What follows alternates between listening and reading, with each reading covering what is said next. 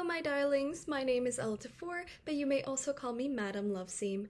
I'm a fashion stylist and merchandiser based in Toronto, Canada, and today I will be showcasing two favorite projects from my creative portfolio. For these projects, I chose one that was my most difficult and one that I love the most. I hope you enjoyed my insight on these projects and please enjoy them. The first project I chose was Envy with Rouge, and it's the name of my collection in which I designed 5 fashion looks, designed a window display dossier, and constructed the final window. I was inspired by Blue Marine's pre-fall 2026 collection and the Prague State Opera to create a mature, red, and dominant collection. Designing 5 distinct looks was not the easiest task and took me around 3 days to finalize. Designing the actual display was pretty straightforward. I had mapped out where I wanted each prop and mannequin to go. Then came another challenge. Part of the project required that all the mannequins have distinct poses, and I thought of them when I designed the mannequins and their looks. However, they were not in different poses. In fact, they were all in the same pose. I was able to overcome this by using a tool on Photoshop called the Puppet tool, which allows you to warp images in any way you'd like, and that is exactly what I did. I used the Puppet tool to create joints on each of the mannequins and pose them in their specific poses. So now came to the hardest part of the dossier, creating the actual window. To start, I used foam core instead of cardboard to create the structure for my window. The foam core is easier to cut, is much sturdier, and is mostly water resistant. To create the curtains, I used an old red t-shirt and cut it into pieces and then sewed pleats into them, then stuck them to the side of the window.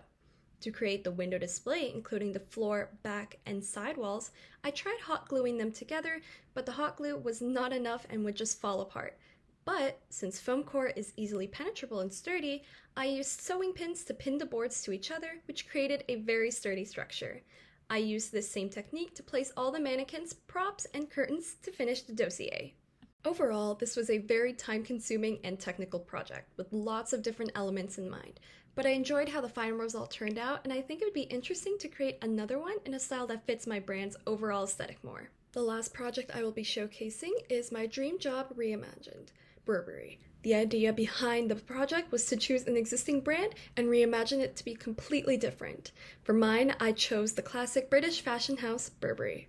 For some context, Burberry is a luxury fashion brand that was founded by Thomas Burberry in 1856 in London, England. They are most known for their trench coat and khaki plaid pattern, and they are most associated with old money styles and are generally marketed towards older adults to seniors. While in the past, Burberry has come out with cuter and feminine lines, they have never truly explored the idea of marketing themselves to be more feminine leaning. I decided that that was exactly what I was going to do. I started by changing their logo and making it a lot cuter, simpler, and with a reference to their classic logo, with the inclusion of the initials of the founder.